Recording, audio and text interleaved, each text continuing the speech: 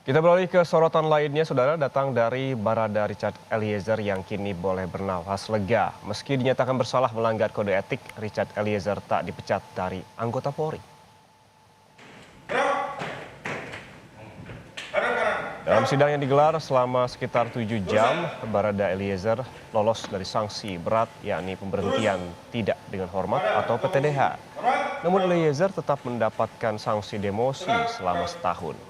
Sanksi itu diberikan setelah Eliezer dinyatakan terbukti bersalah melanggar kode etik Polri terkait kasus pembunuhan Brigadir Yosua. Eliezer bisa melanjutkan karirnya di kepolisian setelah menjalani pidana penjara yang telah ditetapkan oleh majelis hakim.